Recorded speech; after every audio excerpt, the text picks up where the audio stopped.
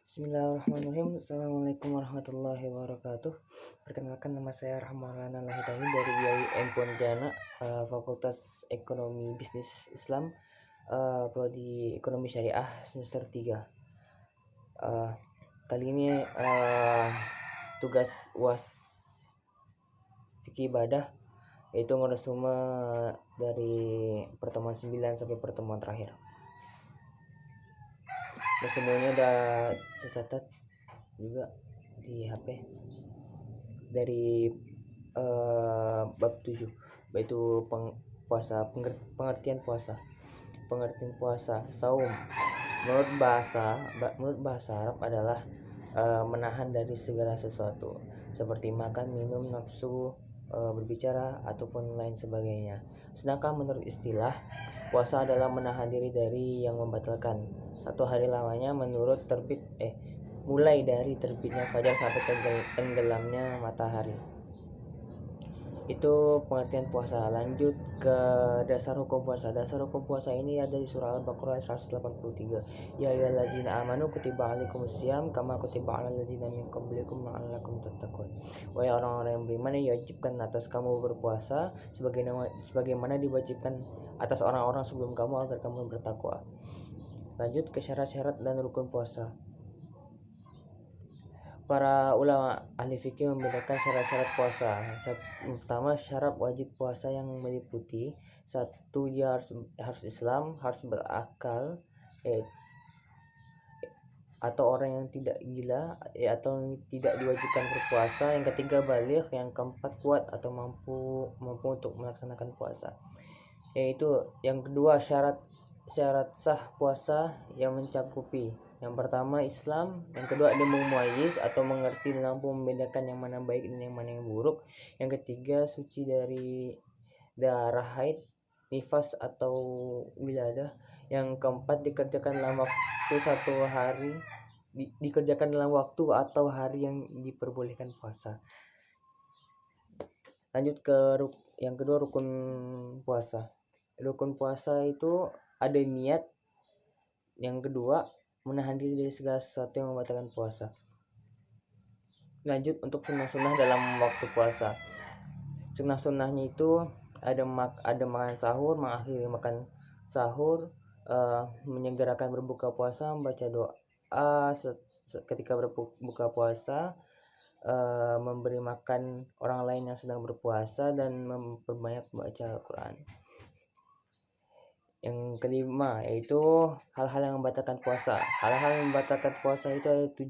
Makan dan minum dengan sengaja, bersetubuh atau melakukan hubungan suami istri pada siang hari, keluarnya darah haid atau nifas, keluarnya mani dengan sengaja, muntah dengan sengaja, gila, dan yang terakhir murtad. Yang keenam, macam-macam puasa. Puasa dilihat dari waktu pelaksanaan. Puasa dibagi menjadi 2, yaitu puasa yang dilaksanakan pada bulan Ramadan dan puasa yang dilaksanakan di luar Ramadan. Sedangkan dilihat dari segi pelaksanaannya, hukum puasa dibedakan atas puasa wajib, puasa sunnah, dan puasa yang haram. Apa saja, yaitu puasa wajib yaitu puasa Ramadan, puasa kifarat, puasa nazar, dan puasa qada. Yang kedua itu puasa sunnah, ada puasa 6, ada puasa Senin Kamis, ada puasa sunnah Sya'ra 10 Muharram, ada juga puasa tengah bulan tanggal 13, 14, dan 15 di bulan Qamariyah. Ada juga puasa-puasa yang haram, yaitu puasa yang dilaksanakan pada hari raya Idul Fitri, Idul Adha, dan hari Tasyrik.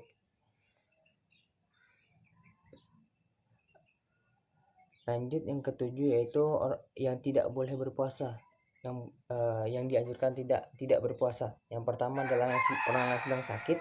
Yang kedua, mufasir atau orang yang sedang dalam perjalanan, wanita yang sedang haid, nifas, hamil dan menyusui. Yang keempat, orang tua yang sudah lanjut usia yang tidak mampu lagi untuk berpuasa. Itu adalah pembahasan puasa. Kita lanjut ke pembahasan bab fikih zakat. Bab fikih zakat. Oke, yang pertama pengertian zakat dalam bahasa yang artinya bersih, tambah dan terpuji. Sedangkan menurut istilah zakat adalah kadar harta tertentu yang diberikan kepada mustahik yang berhak menerima dengan beberapa syarat. Yang kedua, zakat yaitu memberi sebagian harta kepada fakir miskin dan orang-orang yang berhak menerimanya dan hukumnya wajib. Yang ketiga, zakat adalah suatu kewajiban dari kewajiban-kewajiban Islam. Ia adalah salah satu dari rukun-rukunnya dan termasuk rukun yang terpenting adalah syahadat dan sholat. Lanjut ke macam-macam zakat. Macam-macam zakat itu ada zakat fitrah. Kita mulai dari pembahasan zakat fitrah. Pengertian zakat fitrah yaitu adalah sifat atau asal atau perasaan keagamaan dan pengarai. Sedangkan zakat fitrah adalah zakat yang berfungsi mengembalikan manusia muslim dalam keadaan fitrahnya. Nah, itu dia. Syarat wajib zakat fitrah. Yang satu beragama Islam, yang kedua lahir dan hidup sebelum terbenam matahari pada hari penghabisan bulan Ramadan. Yang ketiga mempunyai kelebihan harta dari keperluan makan untuk dirinya sendiri dan wajib dinafkahi, baik manusia atau binatang pada malam hari raya dan siang harinya. Waktu untuk membayar zakat fitrah. Waktu wajib membayar zakat fitrah adalah ketika terbenam matahari pada malam Idul Fitri. Adapun beberapa waktu dan hukum membayar zakat fitrah pada waktu ialah yang pertama, waktu mubah yaitu di awal bulan Ramadan sampai hari penghabisan Ramadan. Waktu wajib mulai terbenamnya matahari di akhir bulan Ramadan. Yang ketiga adalah waktu sunnah sesudah sholat subuh sebelum sholat Idul Fitri. Yang keempat, waktu makruh sesudah sholat Idul Fitri tetapi belum terbenam matahari pada hari raya Idul Fitri. Yang kelima adalah waktu haram sesudah terbenam matahari setelah hari raya Idul Fitri. Yang pembagian zakat yang kedua yaitu zakat mal atau zakat harta. Dalam bahasa Arab, mal berarti harta. Jika zakat mal adalah harta kekayaan yang harus dikeluarkan dalam jangka waktu setahun sekali yang sudah memenuhi nisab, mencakupi hasil perniagaan, pertanian, pertambangan, hasil laut, hasil ternak, dan hasil lain-lainnya. Masing-masing tipe memiliki perhitungan sendiri-sendiri. Lanjut ke syarat wajib zakat mal. Yang pertama Islam, yang kedua merdeka, bukan budak, yang ketiga memiliki hak yang sempurna, yang keempat telah mencapai nisab, yang kelima memiliki masa sudah sampai 1 tahun haul, yang keenam memiliki lebih dari kebutuhan pokok, yang ketujuh bebas dari hutang bila individu memiliki hutang yang bila dikonversikan ke harta dizakatkan mengakibatkan tidak memenuhi nisabnya.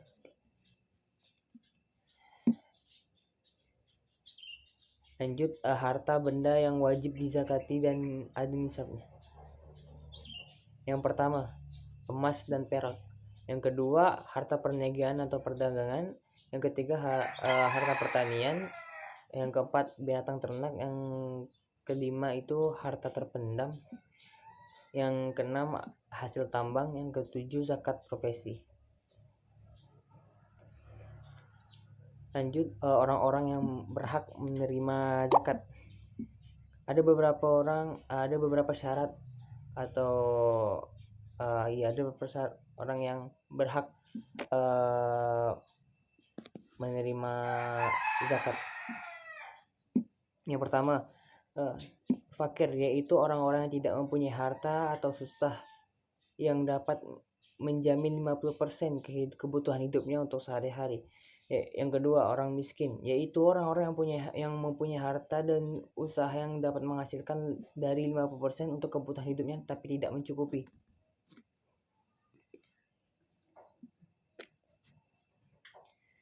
Yang ketiga yaitu amil, yaitu panitia zakat yang dipercaya untuk mengumpulkan dan membagikan kepada yang berhak menerima sesuai dengan hukum-hukum Islam.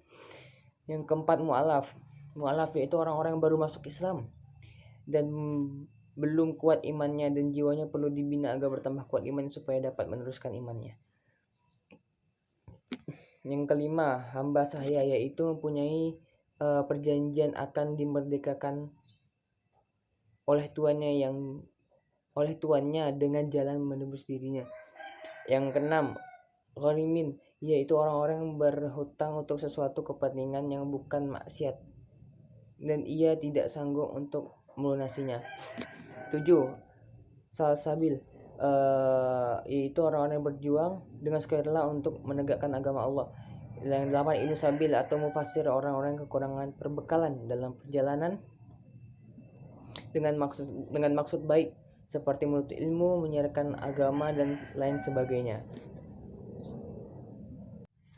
Pembahasan terakhir yaitu pembahasan tentang nikah. Pengertian nikah. Nikah berasal dari kata Nikah berasal dari kata bahasa Arab yaitu nikahun. Kalau diterjemahkan dalam bahasa Indonesia sebagaimana yang disebut dengan perkawinan atau nikah. Hukum pernikahan. Hukum pernikahan itu ada wajib, sunnah, haram, makruh, dan mubah. Yang ketiga, dasar-dasar hukum pernikahan. Dasar hukum pernikahan ada di firman Allah di Quran surah An-Nur ayat 32. Yang artinya, dan nikahkanlah orang-orang yang masih membujang di antara kalian dan juga orang-orang yang layak menikah dari hamba sahaya, yang laki-laki maupun perempuan, jika mereka miskin, maka Allah akan memberi kemampuan kepada mereka dengan karunia-Nya dan Allah Maha Luas lagi Maha mengetahui. Surah An-Nur ayat 32.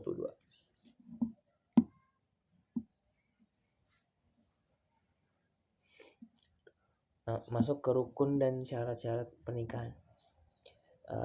Adapun rukun pernikahan itu ada 4, yaitu adanya calon suami dan istri yang akan melakukan pernikahan, adanya wali dari pihak pengantin wanita, yang ketiga adanya 2 orang saksi, yang keempat sigat akad nikah yaitu ijab kabul yang diucapkan wali atau wakilnya dari pihak wanita yang dijawab oleh calon pengantin laki-laki.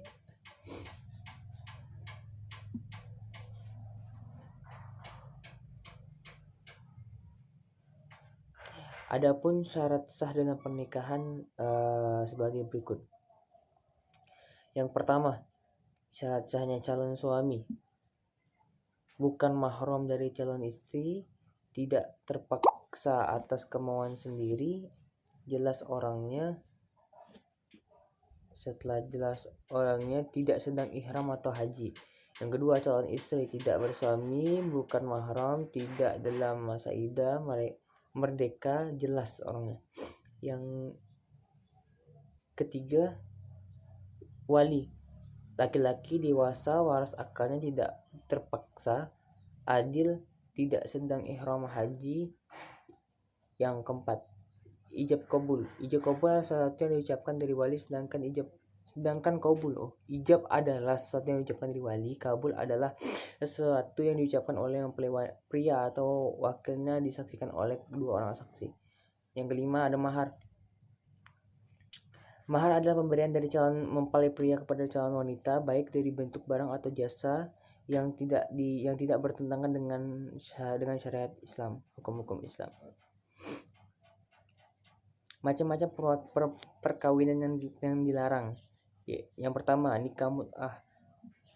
Nikah mut'ah disebut juga adalah nikah sementara atau nikah terputus karena laki-laki yang menikahi wanita untuk sehari saja atau seminggu atau sebulan. Nikah mut'ah dan nikah muaqqat atau nikah muaqqi adalah nikah untuk jarak jangka waktu tertentu. Yang kedua adalah nikah tahlil. Secara etimologi, tahlil berarti menghalalkan sesuatu yang hukumnya adalah haram. Nah, itu jelas ya. Yang ketiga, nikah sighar, yaitu dari riwayat Bukhari yang artinya telah mengabar kepada kami dari Abdullah bin Yusuf dari Malik bin Nafi' dari Ibnu Umar radhiyallahu an, sesungguhnya Rasulullah sallallahu alaihi wasallam bersabda, melarang menikahi syighar. Nikah syighar itu adalah seorang mengawini anak perempuannya dengan syarat orang lain yang mengawini anaknya tadi, juga mengawini anak perempuannya dengan dengannya, di mana antara keduanya tidak terdapat mas kawin atau mahar. Hadis riwayat Bukhari. Alhamdulillah, setelah penjelasan nikah tadi berakhir pula resume saya atau tugas UAS fikih ibadah. Selebihnya, kurang lebihnya saya mohon maaf. Wassalamualaikum warahmatullahi wabarakatuh.